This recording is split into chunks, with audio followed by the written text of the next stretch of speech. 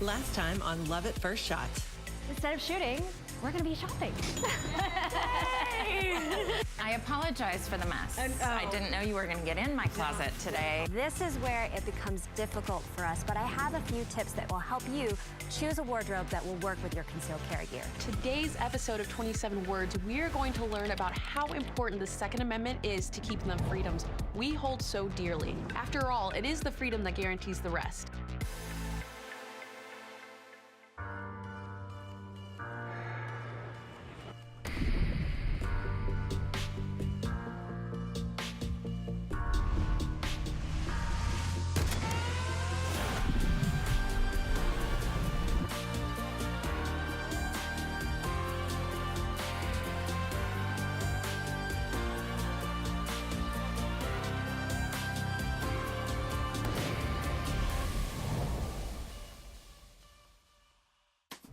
For this episode of Love at First Shot, we turn our attention to competition.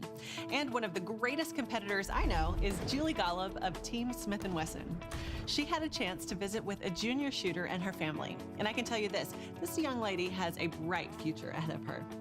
Julie also created a fun challenge for Krystal, Lanny, and Tess. You saw them in the shopping challenge, and now they're going head-to-head on the range.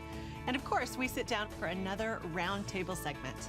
Thanks for joining us for Love at First Shot, presented by Smith & Wesson, with ammunition provided by Federal Premium.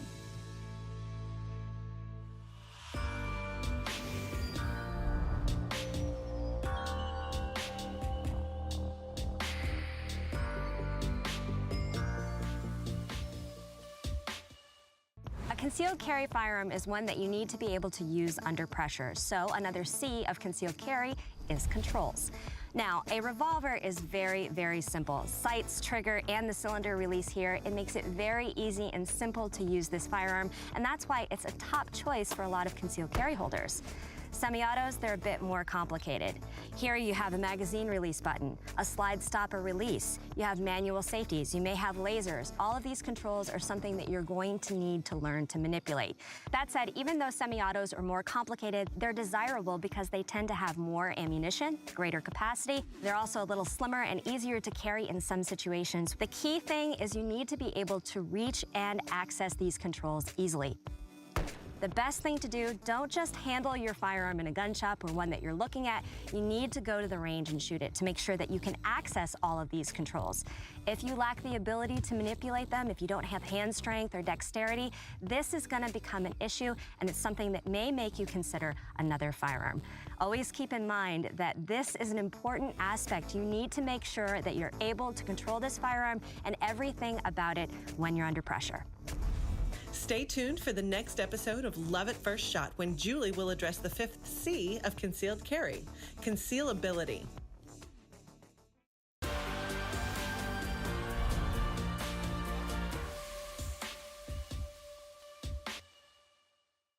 A lot of people are going to tell you that the Second Amendment is outdated, but actually, our God-given rights don't have an expiration date. I'm Lydia Longoria, and today's episode of 27 Words is about our God-given right to self-defense.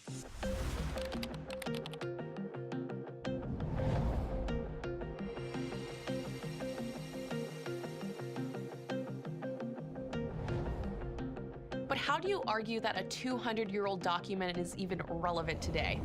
Think of it this way. Just as a birth certificate doesn't give life, it merely acknowledges its existence.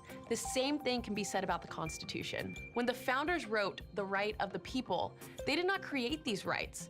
Rather, they just acknowledged that our Second Amendment, the right to self-defense, is God-given. And what this phrase means is when anti-gunners argue against the Second Amendment, they aren't saying you're not a person who can't have guns. They're saying you're not a person because you don't have this God-given right. Doesn't that sound so familiar? In fact, this rhetoric really is no different than the rhetoric behind keeping firearms out of the hands of freed slaves after the Civil War. Now, Dana Lash has a really great series about this on NRA TV called The DL that more deeply explores what relevance the racist passive gun control laws have today. I highly suggest checking it out. The modern gun control movement is just today's version of the exact policies used to keep firearms out of the hands of freed slaves after the Civil War. But what I will say is that it is so important to note that racism is so tightly woven into the history of gun control that we should be so incredibly suspicious at any control aimed at a law-abiding people. So what would I say to anyone who tries to take away this God-given right? We have the obligation to look through the same lens when reviewing gun control that we would use with respect to anything that's based on equal rights. And what we would find is that most gun control laws violate on that most fundamental of God-given rights, the right to self-defense.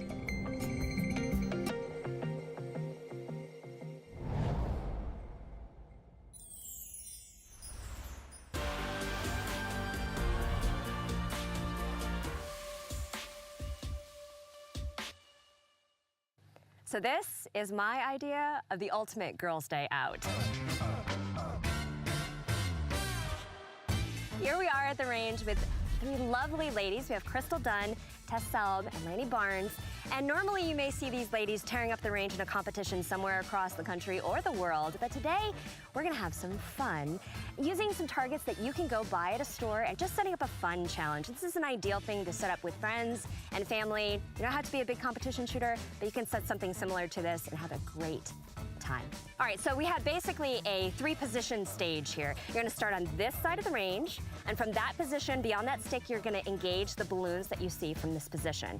You're gonna advance to the middle. You've got 2 paper plates and some pretty small chalk. And then you're gonna advance past this final stick to the 3rd position where you have 3 soda bottles and a last balloon. Ooh. Now here's the thing.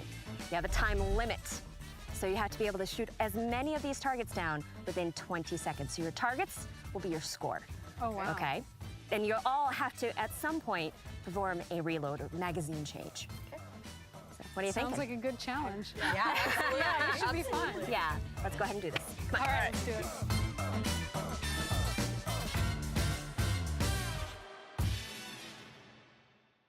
Hi, I'm Krystal, and I am a USPSA shooter from Minnesota, and I actually own a brow and skincare salon.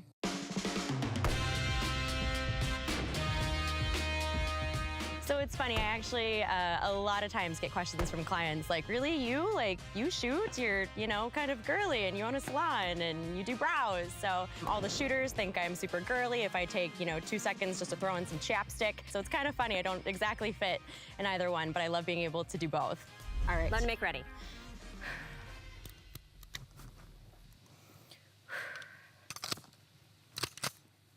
Are you ready? Stand by. Go.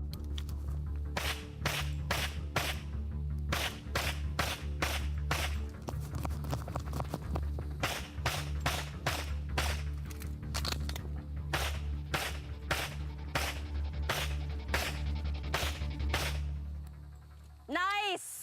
Awesome, you did it. Go ahead and unload and show clear. Gun clear, hammer down, and holster. Nice job. That was awesome. That was pretty fantastic. I was nervous.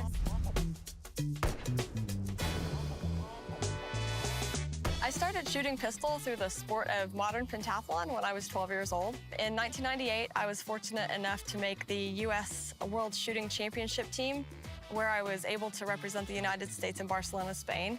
My name is Lanny Barnes. I'm a 3-time Olympic biathlete and professional 3-gunner. Some of my future goals are to become the top shooter in 3-gun, not just on the women's side, but I'd like to see if we can start cracking the top of the ranks in the men as well. There's no reason why the women can't shoot just as good as the men. All right, go ahead and load and make ready. My stiffest competition would probably be myself, honestly, because the ladies that I'm going up against are absolutely amazing. I do not get to compete nearly as much as they do. That being said, it doesn't mean I won't have an edge on them in some ways. Ready to rock. All right, load and make ready. Just like the shopping challenge, a lot of stiff competition out there, so I'm not gonna make any predictions yet, but I'm not gonna hold anything back either. Are you ready? Stand by. Go.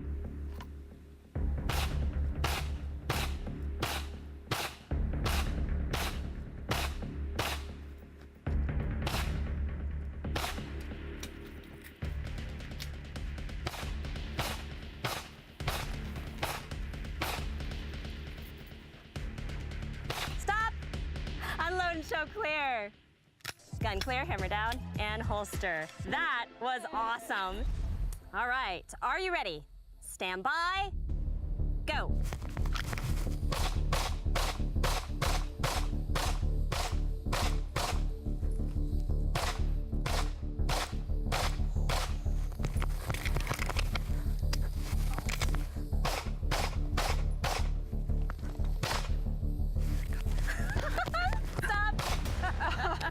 That last one doesn't count. It doesn't count. Unload, show clear, gun clear, hammer down, and holster. Range is clear. Okay. So you got all the chalk, you got all the paper, you got all this side, but two balloons. So you are tied. All right, so I'm all about redemption. How about one final shoot-off challenge to kind of even things out? Oh my. Behold, 3 sparklers. Ooh, I don't know. Okay, so very, very small target. This is what's gonna happen. I'm gonna light them. I'm gonna set them up on the board. There'll be 3 in a row. Once I come back and get cleared, I'm gonna say go, and you're gonna load from the holster, and whoever shoots theirs first wins the overall challenge. Go!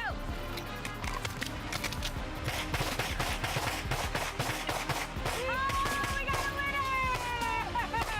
Unload and show clear! Gun clear. Gun clear, gun clear, hammer down and holster. Lanny, Krystal, then Tess. That was awesome. That was fun. And that was like within 5 seconds. So awesome. I had so much fun, ladies. I love the fact that we could get out here and do something that we don't normally do. And this is something that anybody can set up. You know, you have untraditional targets, and you just have a great time at it. Just make sure, obviously, you clear things with your range, you know, and always clean up after yourselves. But hopefully you had a good time. Yeah. Oh, this was a blast. I had so much fun. Oh, very good. Well, this is something you guys can set up at home too. Please do, and share your stories with us at Love at First Shot. And until next time, we hope to see you at the range. Come on, girls.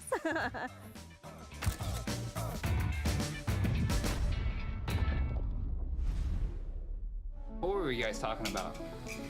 We were just talking about how this was actually a lot of fun, and I was a little more nervous to shoot this than I would a normal match, just because it's something I'd never done before. Whereas I've shot steel, I've shot all types of stuff, and this was totally different. Yeah, I think for me, you know, having competed at such a high level, it's nice to go back and do something that's just fun and brings you back to your roots. Oh, hey. How was it for you? Oh my God, it was so much fun. We were talking about the ideas for the stages before, and I was like, I really want to shoot balloons. And I actually ran my stage plan the way I did just so I had a chance to shoot the soda in case I didn't have time. That was pretty fantastic. Oh, I was nervous.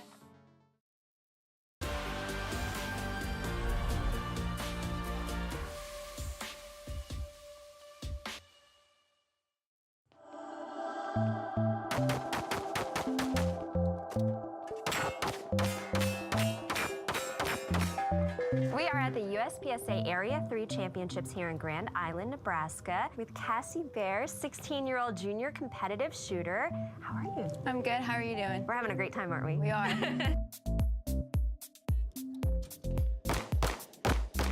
Tell me, how did your match go? How are you feeling? It went well. I'm very happy with how I performed. Yeah. 2 mics the entire match. Nice. So I'm pretty excited about that.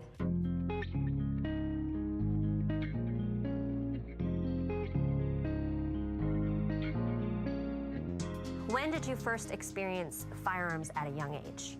I was young, probably around 6, 7. We shot with a rifle on a bench. She wasn't allowed to pick it up, carry the gun around. It was to stay at the bench, and we shot targets long range. My dad got the basics down, and then I've just progressed from there. It came natural. Yeah. After he showed me, then I felt like I was confident enough I could do it, and then he just sat back and watched. I mean, he was right there in case something happened.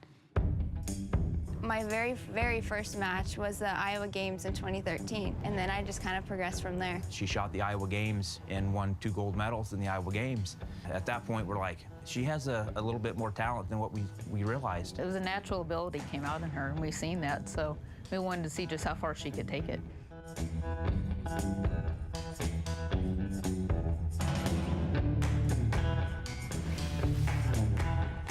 She used to be the girl in the softball t-shirt. We'd show up at a match and, you know, oh, she's cute. But she'd get up there and she'd start shooting and she'd win, you know. So, I mean, that really impressed a lot of the guys. I mean, there's no other sport you're going to see a 30-year-old man go up to a 16-year-old girl and ask her for advice of how to shoot a match. Cassie is obviously a beautiful young lady, and she smiles, and she loves the people and everything else, but when that buzzer goes, it's like you're a different person. Are you ready? Bye.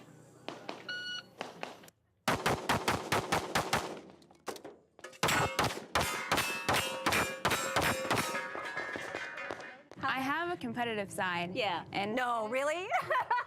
And as soon as that buzzer goes, I'm zoned and I'm focused and I'm ready to shoot. Yeah. But I just have fun.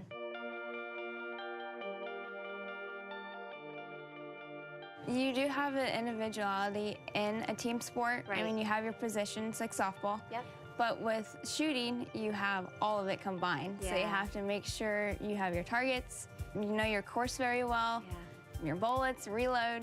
So it's all of it kind of combined. And you've got team mom and dad, too, right? Yeah. You got the best team in the world behind you. Yep. You know, when she comes to the range, she not only has to have the responsibility of the gun handling and all that, but it is so much more breaking down to the stages and keeping your head in the game. It's a huge, huge responsibility and huge mental game as well.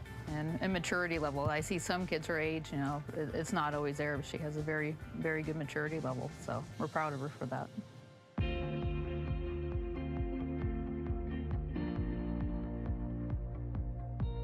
What is your favorite part about this sport in particular? The camaraderie. Yeah. And how people just take you in as family. We have met people all over the United States and good friends, friends that Cassie will have the rest of her life. Cassie gets IMs from people in Sweden, from people in Jamaica, Switzerland, all over. What other kind of sports do you have that type of camaraderie and people support each other? Why do you think that there aren't as many women shooting as we'd like to see? I don't know. I don't know if they're just timid. Yeah. If they're a little nervous. You shouldn't be nervous. Everyone takes you in as family. Yeah. Don't be intimidated. Just have fun. Just come out and have fun. Yeah. And what I love about how you shoot is everything's very smooth, and you take every stage based on your own comfort level. Is that something that you would say is a good thing for a newer shooter as well? Do what's comfortable for you. Yeah. Say if someone tries to blow it out of the water and does shoot it a different way and it's uncomfortable to you, do what's comfortable for you. Yeah. You know, I see what you're doing, and you're coming out on the range and you're setting this example for all of these young junior competitors, but you're also setting an example for parents too. I have a daughter, and looking at you and knowing that she's almost there and almost ready, how does it feel to be like a little bit of a role model at such a young age? It's really cool. I do have people come up to me and say that their daughter wants to meet me, and it makes me feel good. So what would you say to the people out there who think that you shouldn't be able to come out here and compete as a 16-year-old girl? I don't believe in it. As long as you're responsible and you're safe about it, you know your safety, keep the gun down range, finger off the trigger until you're ready to shoot, you're fine. I think you're such a great inspiration for so many Thank young you. women. And just knowing that, you know, you're showing and breaking barriers and doing great things, I expect to see your name up in that podium spot a lot. I hope so.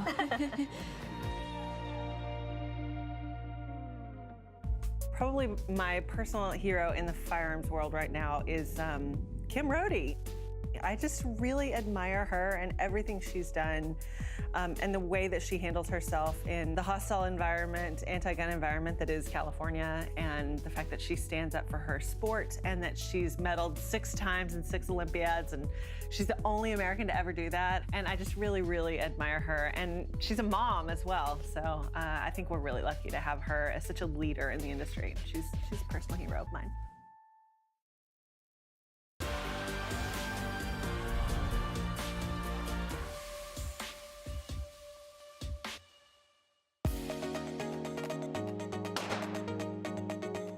Shooting sports are a ton of fun, and thanks to Stock Gun Divisions, even more accessible. For this Smith & Wesson product spotlight here at Wilshire Gun Club, I have the M&P C.O.R.E.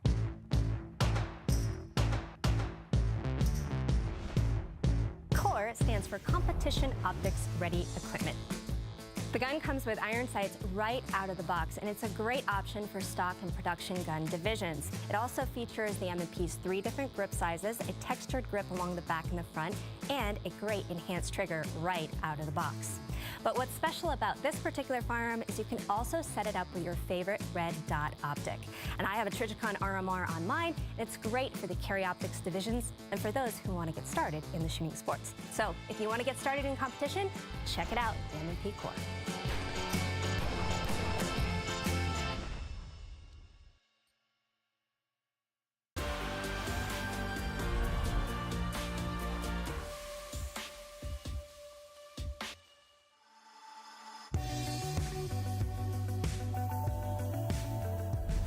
Competition is one of the things that we love to talk about here on Love at First Shot, and I have 2 wonderful ladies, Tess and Krystal, and we got to experience our own type of competition for this season, but I thought we'd talk a little bit about your background in competition first. So I always just kind of grew up doing like target shooting and then segued into my dad telling me to look into competition shooting. I had no idea what that was. I looked it up on YouTube and I'm like, yes, obviously you should be doing that. So I started out and did like half a season in IDPA and then moved to USPSA, all action pistol shooting sports. And I've been doing that this past year as my 4th season. And then this was my first time segueing into some precision rifle, which is a growing sport, which is really, really fun to get behind and start, plinking something at 1,000 yards out. So, absolutely. Yeah. How did it feel the first moment you realized that it was something you wanted to do more of? When I realized I actually enjoyed shooting, it was something I was kind of really good at. Yeah. Yeah. It was, for me, it was time just to spend with friends. It was something different. It was a new challenge. And it was kind of something of my own. And I love that there's a way to track and measure progress in it. I think that was the big thing for me. You come on and you're like, well, that was an okay run, but it could be better. Right. And if anybody has even a little bit of competitive drive in them, and especially because a lot of it's competing against yourself, truly. It's always been a way for me to set a very personal goal and try to achieve it. How do you tell people how they can get started? Take a class is the first step. A lot of ranges these days are offering classes that are for single sports. Yeah. Luckily, a lot of the shooting communities around the country are very welcoming and very friendly, and they really do want to bring people in. And then now, being in the position I'm in, like I, will invite people to these things, and even just come watch a match, learn kind of what we're doing. If I have to explain it to people who don't really understand, I'm like, well, basically, it's kind of like an obstacle course where we're running through and shooting through walls and barrels and windows. It's so cool. So many people go to the range, right? And they end up doing the same thing over and over again. Right. And I'm curious if you found that you have been tapping into, like, I wonder if this might be the spark. Yeah, there's all kinds of fun things you can do that I think get people involved and interested. Yeah. And steel, I love to take people out and plink steel. Yeah. Makes a sound, very gratifying, falls down, whatever. Yeah. That's a big one. Anything that gives instant gratification, where they can see, oh, I did it, as opposed to shooting paper and having to walk down range and wait to see if you did anything. So I have a friend who I have been friends with for years and years and years, and her husband was a shooter, but she refuses to shoot with me because she feels intimidated that I will be better. Do you ever find that, and do you think that's a woman thing? I think for me, women are much more open to coming to shoot with me. Even though you're like junior Olympic champion, 3-gun goddess, Right, and my experience is just that they feel comfortable knowing that I'm going to take care of them, which is important. I think a lot of the guys I get, the comments that they're more intimidated to come shoot with me. With you as a guy, yes, instead of women. Yes. That's interesting. I kind of get that same, I think, where guys are like, I don't want to come shoot with you. Like, oh, because they're like, oh, you're going to kick my butt. That's going to, But with girls, yeah, I totally get the opposite, where they're like, I would love to come shoot with you. And I think girls explain things a little bit differently. Yes. And I think sometimes they've been out with these guys who just expect, like, we grab it, you load it, and they're like, this is all new for me. I need you to go to fundamentals. So I feel like going with a really experienced woman, they feel like they're going to get a little bit more of that. It's going to feel more comfortable. Yeah. So. Yeah. What would you say to that younger version of Krystal trying out for the first time? Were you nervous? What would you tell her? Just relax, embrace the advice that you get and the mentors that you find, and have fun. Yeah. Yeah, instead of being so like, I'm gonna do the right thing, Need so to be nervous. perfect. Yes, exactly, right? And you, what advice would you give your younger competitive self? But honestly, I would probably just tell myself, believe in yourself a little bit more. Yeah. Just know that you can do it, because I did it and I tried it, I stuck with it, and it took me places. Do you think like shooting overall and competing overall has helped your confidence as a person? Yeah, absolutely. Oh, absolutely. Yeah, absolutely. How so? Taught me a lot about what I could do, what I couldn't do. When I thought something was impossible and I reached it, you know, that was eye-opening for me. It was just kind of okay, you know what, I can do this. And being able to go out there and compete with the best of them is amazing. And that's one thing I love about shooting, is that I can go out to the firing line and I can compete with you two ladies. I'm not gonna beat you by any means, however, but I can compete with you and I can have a great time doing it. And that's where shooting is such a great sport for families, for, you know, for significant others, for just friends, is that you can all compete together on the same squad. And while you might not be the same level, you can still stand shoulder to shoulder and be right there. Right. Well, and it's funny because we all know all the positive effects of competing in a sport, like what that does for kids. Yeah. You know, it still does that for adults, right? Sure. And I always say, I'm like, how many chances do you really get to do something competitively after high school and college? Right. And that for me was a huge part of it. You know, if I can go out and shoot with some of the best shooters in the world, and I am not going to come anywhere near their scores, but at the same time, like, we're still having fun. I'm learning from them, and I'm still setting my own personal goals and chasing those down. It's a positive, good thing for everybody, I think, in their life to do something like that. Yeah, I find it's the best balance of being a part of you know, a family, an extended family, but at the same time, when you're shooting in that moment, it's all about you. Yes. It's so personal, and I think that's what, it's my escape. You know, it's my me time, is what I like to tell people, and I wish more people would do it. Let's get out there, right? Yeah, absolutely. Next time on Love at First Shot. Tell me, as a mom, what are you looking forward to? Because you guys are shooting together. I knew it was probably going to be a hostile environment, but I didn't care. I really thought it needed to be talked about. The whole idea of every mother or father carrying a baby and also packing heat is very disturbing to me. Of course, one of the critical components of concealed carry is how easy it is for you to conceal your firearm. Today's episode of 27 Words is about my favorite topic, guns. To keep and bear arms seems pretty straightforward, and you'll notice it doesn't include any qualifiers.